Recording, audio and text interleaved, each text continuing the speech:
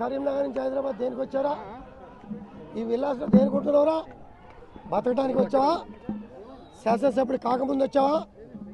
29 రాష్ట్రాల ప్రజానికం ఇక్కడ ఉండగా 3 సార్లు శాసనసభ్యుని అయిన వాడిని బతకడానికి వచ్చావా అనే నా కొడుకు ప్రజల్ని విభేదాలు సృష్టించి విచ్ఛేదం సృష్టించి ప్రజల మధ్యలో చిచ్చు పెట్టే ఈ లంగా, ఈ కోవట్ మా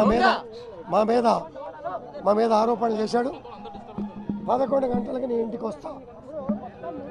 అరే, నీకు దమ్ముంటే 11 గంటలు నువ్వు రాకపోతే 12 గంటలకి నీ ఇంటికి వస్తా. నా కొడుక ఎదురుపడు రా.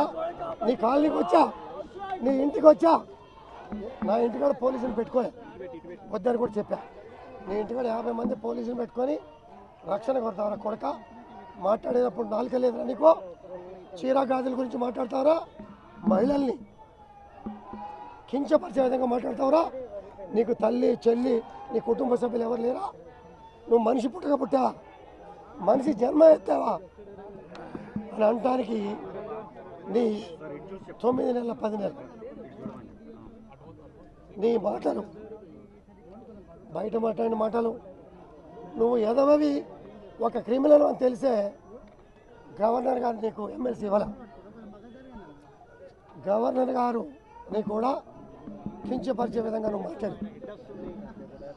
ఇవాళ దేశవ్యాప్తంగా ప్రజలు చీర గురించి, గాజుల గురించి మాట్లాడే నీ నీతి తక్కువ మాటలు, నీలాంటి సన్నాసులు, నీలాంటి దుర్మార్గులు ఈ తెలంగాణలో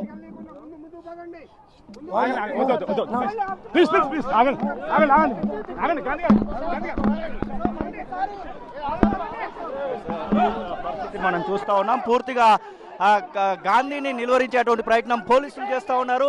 ఒక్కసారిగా ఈ యొక్క అభిమానుల